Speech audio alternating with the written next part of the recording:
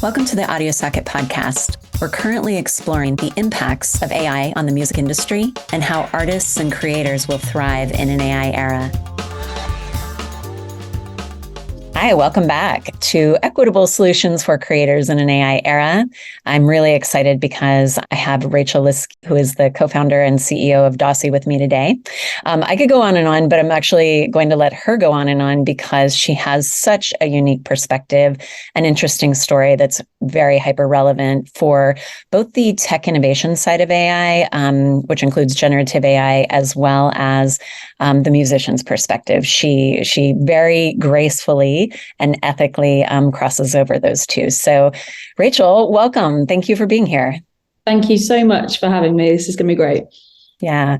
So like I said, I'd love if you don't mind really introducing yourself, if you can talk about your background, how you started, what led you to go down from an artist down the path into generative AI. And as part of that, please do describe what DAACI does. Fantastic. So I'm Rachel, and I'm a singer and a composer, and that's what I've been. The main part of my existence since the age of, 2, has been "You Can't Shut Me Up," and I just love making music. So I trained as a singer, I trained as a saxophonist and as a composer. I went to a music school up in Manchester, which was absolutely brilliant, met some amazing musicians there. And then I went to the Royal Academy of Music in London, where I trained as a composer. Since graduating from there, it's their actual media and applied music course. It doesn't exist anymore, but it was absolutely fantastic. And we did all sorts of kind of film and TV and radio work, which was brilliant. But since then, I actually then took a bit of a tangent and went more into the vocal coaching world and the vocal producing world, and worked as a session singer, backing vocalist, you name it. I've tried to open my mouth and sing on it in some way or another, and also had an amazing privilege of working with some really great artists as a vocal coach and as a backing vocalist, and also at the Brit School in Croydon, which is a performing arts school, so working with new and emerging artists and talent there. That's kind of been my musical background and training, and what's brought me into the AI world is funnily enough, my big brother.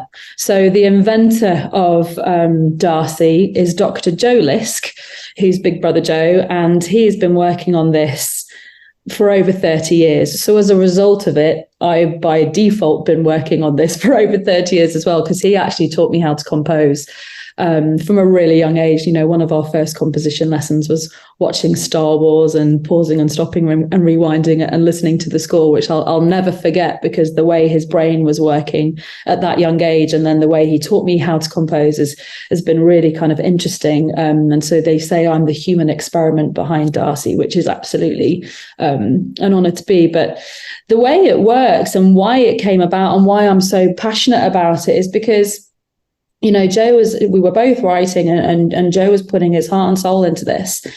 And he did a lot of commercial writing in the early 2000s, and he was finding that he never had time for either a writer's block, or he found that he was repeating processes an awful lot to get to fulfill briefs and to achieve, and to kind of achieve what he wanted to. So there was a kind of pivotal moment. He said, if I could put my brain, if I could put me and my composition and my intent into a system that could help me do what I do, but more of, wouldn't that be a great thing? So it formed the basis of his PhD that he did at Queen Mary University in London. And that is the invention behind DAACI, and that's the idea behind DAACI. It's like, what can we do?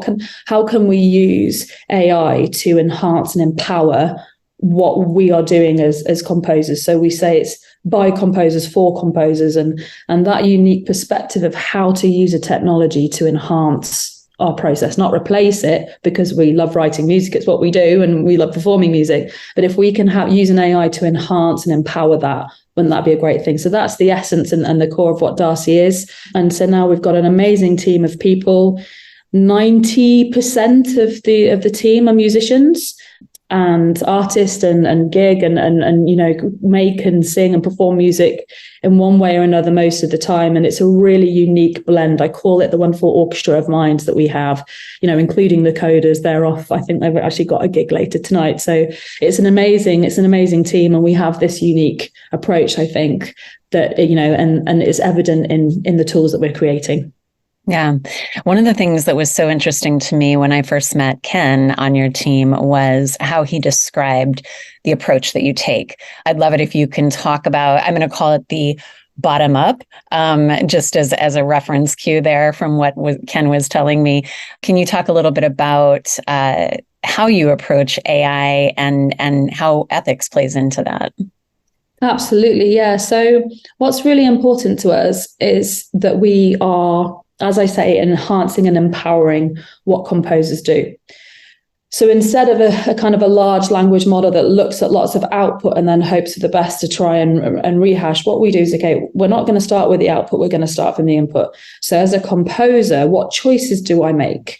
If I was to write something as a composer, I go through choices, I go through different options. And traditionally what I would do is I would put these notes into a DAW. They're the chosen notes, we call them at DAACI, which is quite funny that they're chosen notes. But there's been lots of process in my brain that I've gone through to get to them. So what we do is, instead of training a model, we teach the AI that, and then those choices can be made on our behalf, but they're still our choices. So we're an AI that categorically relies on the input of a creative or of a composer or of a writer. And it enhances those choices rather than making those choices for us. So whereas some AI would take output and then train and then do the writing, we do the writing, the AI just enhances what we've already written. Really unique. I had not heard about that before meeting with Ken. And granted, I mean, this whole landscape has changed so much in the past year, which is really why we're doing this series. Is I think I was finding myself overwhelmed with information. So, there may be other similar things, but what you guys are doing seems like a great approach. And it really, I think, optimizes both celebrates the human side of creativity while really leveraging what is so great about AI. I think it's really cool. So moving into more of the creative hat here for a minute. One of the questions that I'm asked all the time, or people at least want to discuss it, is AI and generative AI going to replace humans? And I'd love to hear, obviously you have this incredible tech that's doing something different that's really just going to help support the creatives. But with everything else out there, what is your take on if generative AI is going to replace humans? I think there's some natural kind of questions and fear and worries about this, and I can totally understand them as a creative person and as someone who writes music and enjoys music and listens to music and lives and breathes it. I think the fear of being replaced is, we should basically think of this it may replace certain things, but what things do we need it to replace? So I actually think that musicians and creatives are some of the best equipped people to actually harness this technology, because that's what AI is. It's a technology. And musicians and artists and creatives, we're technologists. We use technology all the time.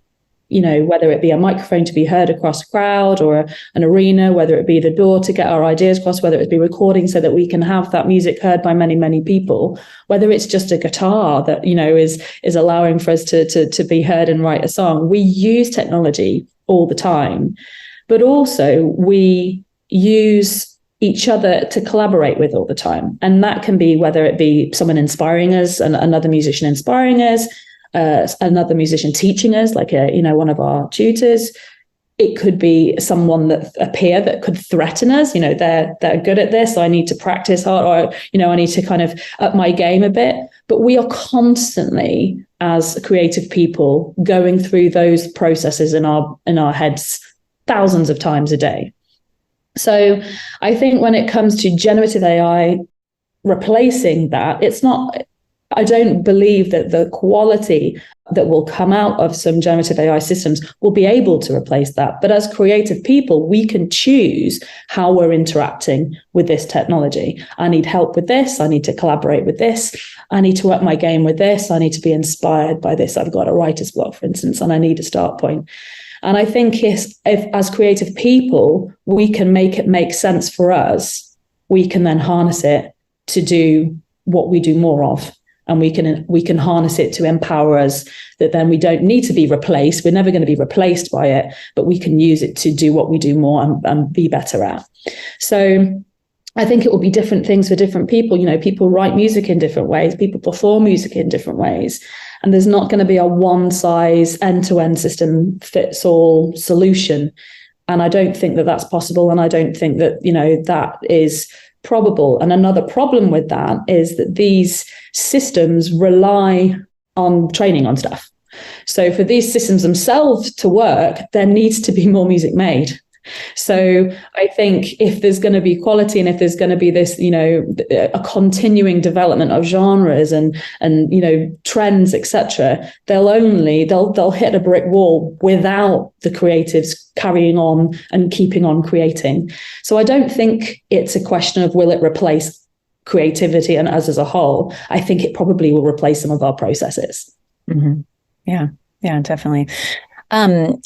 When you and Joe were starting DAACI, was this with a specific audience in mind? I mean, does DAACI intend to be kind of something to every artist, or does it have a specific audience in mind?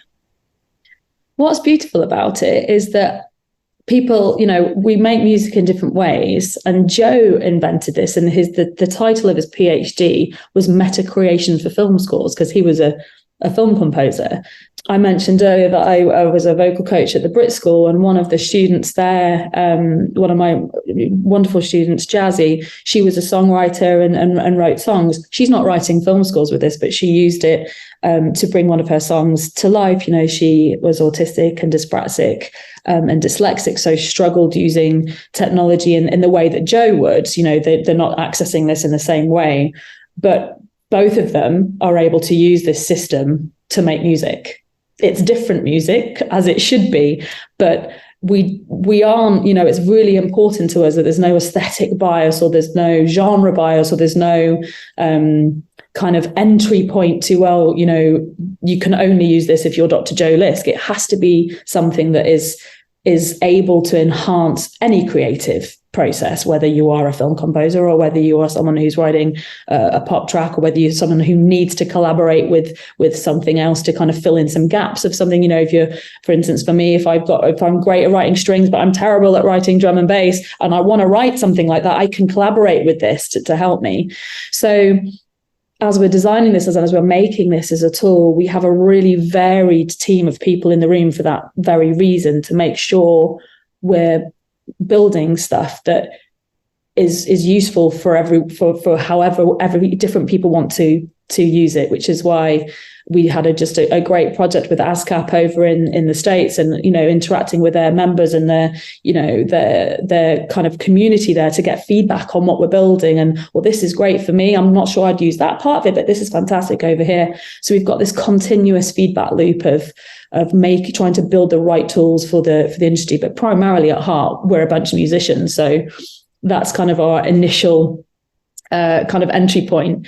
But the output of this can go anywhere, like the output of musicians can, whether it be a game, whether it be a film, whether it be a pop track, whether it be a bit of library music, whatever. The output can go anywhere, but the input is from the creative. Yeah. So I'm going to move in a few different directions for the next couple of questions, partially because, again, you cover, or sort of wear, a lot of hats and cover a lot of different perspectives. When you think about how creators can best collaborate with innovators, with disruptors, with people in AI, in a way that is, I guess, back to ethical, how would you encourage creators to engage in the narrative, to be part of the narrative, to have their voices heard? I think we've seen so often across time that artists tend to be left out, and they're sort of just these rules are forced down their throats at the end. So, looking from the perspective that you're at today, how are you as a creator making sure that you're part of the narrative for everything happening right now? Yeah, I think it's a great question. And something that, I come across quite often is that because this is a technology and DAACI is a technology company, we sometimes can be seen as something separate. So this is a technology, this is happening to us, this is something that we're not a part of. Rather than actually what it is this is a team full of musicians and people who make music and understand music and love music, harnessing their skills and their know-how in whatever way possible to try and do something good for the community that we love the most, which is the music industry and musicians and artists. So I think, these technological advances can seem separate if you are disassociated from them and if you are, standing back from them. We've got quite an open door policy. It's like, come in, like, talk to us, use our tools, feedback, be part of this, shape it with us. We can't do this in a vacuum. We can't, it's not us over here making this tool that will all of a sudden happen to people one day.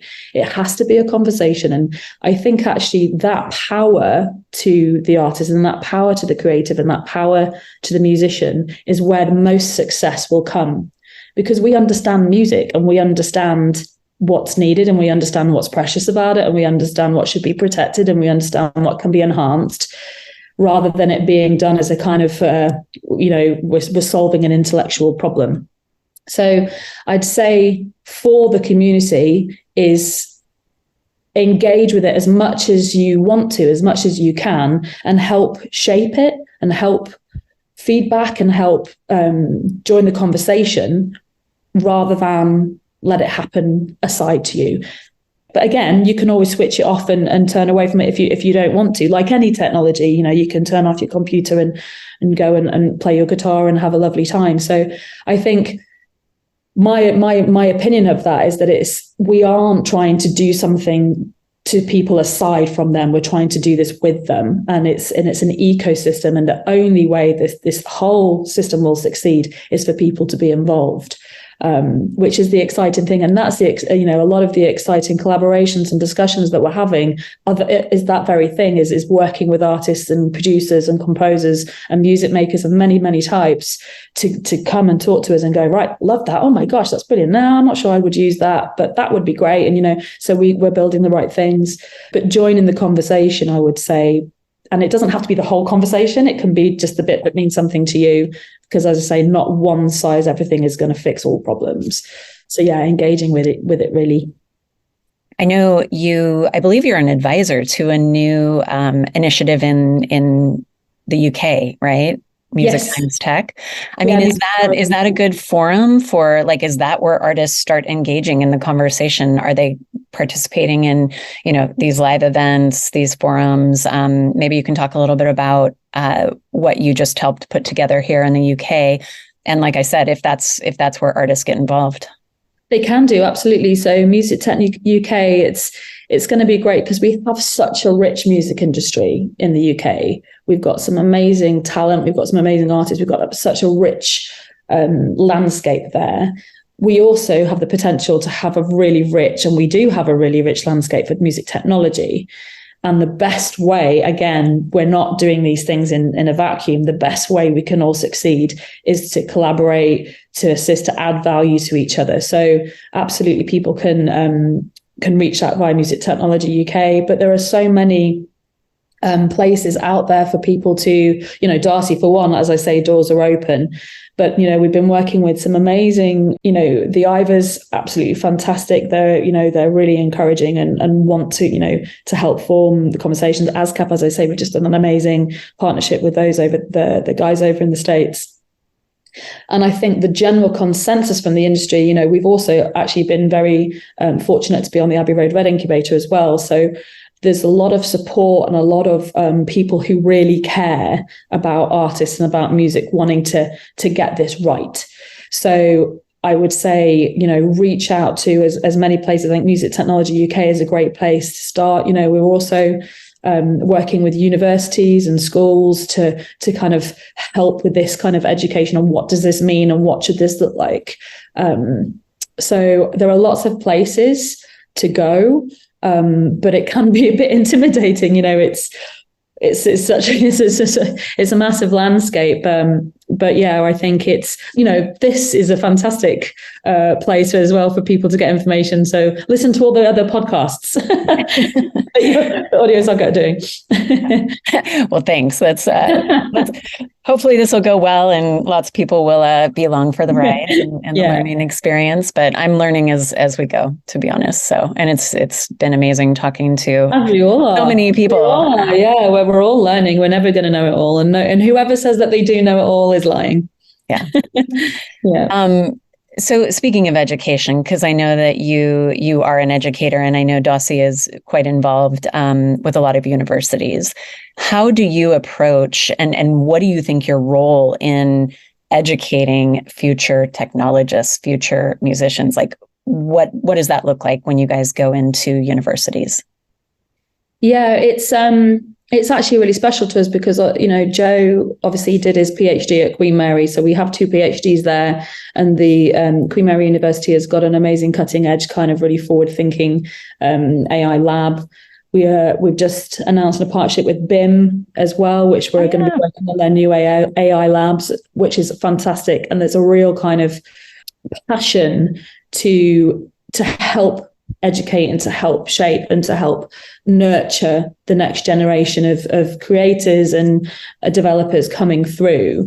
I think something that we're really, passionate about within DAACI is we have been able to spend all these years doing this research, and we'll come up with this system, but it's never going to be finished. Music's not done yet.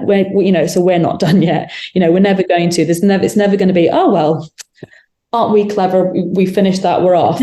I think we have to continuously, like musicians, as I say, we're used to practicing hours and hours a day or listening or, finding different ways to kind of hone our craft.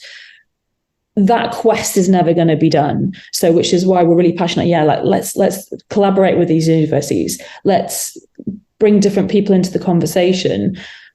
Because also it is a conversation, and it's something that is developing. It's not something, as I say, that we can just do on our own in this vacuum. We need to be challenged. We need to challenge as well. We need to go, oh, this system could work differently, or the way that the AI is being treated should be thought about in different ways, etc. No one will be able to get this right on their own. So I think that's why working with these universities, working with these experts, working with these amazing community of musicians is the best way. We're all together going to be able to get this right. And the universities are really passionate, obviously, about the research and the non-bias and the ethical implications about everything that's going on in the industry, which is fantastic. Yeah. So what would be some of the technology, specifically AI technologies coming out that you've either demoed or you've just been learning about that you're really excited about? Specifically to DAACI, or just generally? Generally, as a creator, as an innovator, like what sorts of things have you seen that even if it's just one thing that you've recently learned about or seen and it really excites you from a creator's perspective? Well, I could talk lots about DAACI bonds, but I won't go on about DAACI, but that's obviously the best.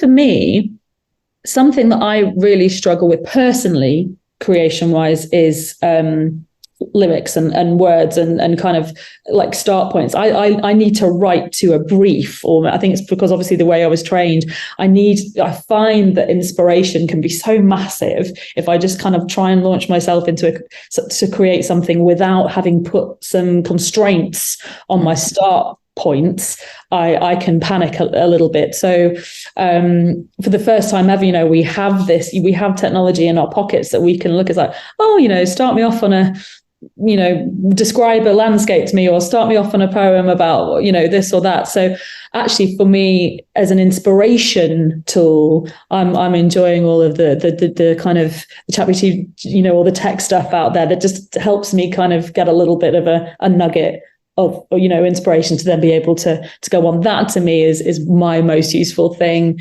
But there's all sorts of amazing AI tools out there, whether it be mastering things or whether it's there's loads and loads of things out there. But again, I think it's what personally do people need. For me, sometimes I need a help getting ahead, getting my feet off the ground, but other people may need different parts of their process enhancing. So there is, it's not one thing. It can be many, many, many, many different things that cover kind of everything in the whole creative process. But personally, for me, the bit of the inspiration nugget. Yeah, it's funny. Related to that, I recently discovered as I was working on, I was putting some stuff through ChatGPT, it can learn me. Like it sees me. it takes on my tone sometimes. I'm like, oh, and it is sort of just working with it a little bit and fine tuning it. And then I'm like, you get me, don't you? So yeah. That's the thing as well, but you've made that make sense for you. Yeah. You've decided, you have allowed that to happen. It's not just happened to you. You've engaged with it. And it's the same of all of this technology. If it's how you engage with it, you get the most out of it, or you leave it alone and you don't ever use it again. So I think you're a perfect example of, I heard someone else saying that they used an art, I can't remember specifically what one it was, but she said, for the first time, someone wasn't laughing at my drawings. And I was like, do you know what? My husband could do with that too, actually. He's terrible artist, but it's allowing, people can be creative and they just maybe need a little bit of a hand. So I think those kind of opportunities is what they have put into it in the first place, that they're able to get more out of it in the end. Yeah. So when is DAACI going to be available? Like, what is, twofold, two questions. What is kind of the succinct one sentence mission of DAACI? Let's start there, and then I'll give you the second question. So we're here to make music easier, basically. So you can put some emphasis on that as you will, but make music easier or make music easier. So we have not just the generative tools, we have a suite of assistive tools across many things. So editing, beat detection, all sorts of things. We've got 65 patents in the space. Sorry, Siri's about. It's all right, Siri. Our AI is always listening. The AI is always listening. But yeah, generally as an ecosystem, we're here to make music easier, and whether it be an experience or whether it being creation or finding it or editing it, whatever that might be. Yeah. And I mean, is the vision that, eventually I could come in and, get a subscription like the ChatGPT, like how you can go in today and just say, sign me up? Or is this something that you're sort of rolling out within verticals? What do you foresee in terms of availability? Yeah, it's definitely rolling things out. What we've, through the amazing interaction with the community that we've had, we are over the course of the next year releasing a series of plugins for music creators and writers. And we also have some B2B products going on, so for the editing and for kind of music discovery, etc. But the exciting thing over the next year is the rollout of the plugins, which are DAW agnostic, that cover different elements of the creative process. So drum creation, bass creation, etc., etc., etc., all the way through kind of how you would write.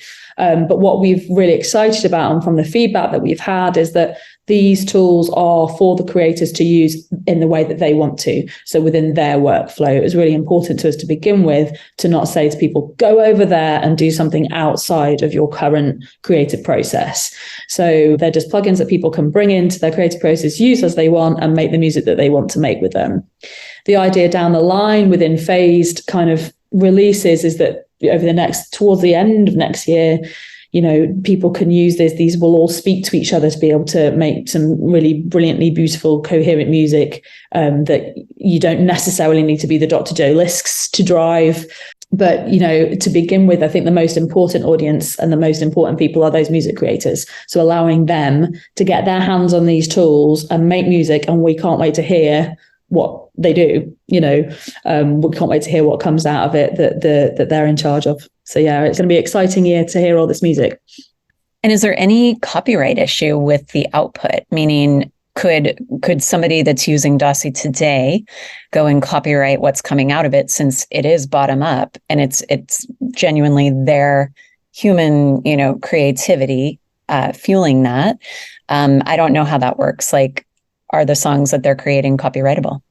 Well, it's another plugin. So what people are creating on their own systems is up to them. So if they're writing, they're using these tools to write music the way that they write music. If they happen to create a number one song out of it, or if they happen to create a film score out of it, then brilliant. That's exactly what we need. But it's very much they are using this within their door to make to enhance certain elements and kind of replace some mundane processes and certain things. As we go down the line to the wider ecosystem, that will very much be a system where people will opt very much, well, it won't exist without people opting into it, because they will be providing their heuristics and their rules and their essence to be able to fuel the wider system. So for us, it's a very Web3 approach. We know exactly where every note has come from, so we're then able to compensate the original kind of owner of the material. So as a system, it lends itself perfectly to new monetization avenues for artists. They don't have to join that wider ecosystem, but if they do, they can. So essentially like a really dynamic splice will be the approach of it. Yeah. And if you haven't really thought this one through, then feel free to pass on it. But one of the things that we're always thinking about, because we license our artists' music across all kinds of verticals, we integrate into creator platforms. Do you feel like there's any really cool new sustainable revenue models that you've seen that are going to come of this? Or is it more of sort of, I guess, what I would akin to like micro licensing? I think something where the copyrights are streamlined to where people can access it without all of the friction and all of the different parties. I do think that's kind of where modern licensing is going. But outside of that, is there anything that you've seen that you're like, and this is wildly different, and it's going to open up brand new revenue opportunities? I think it's the latter.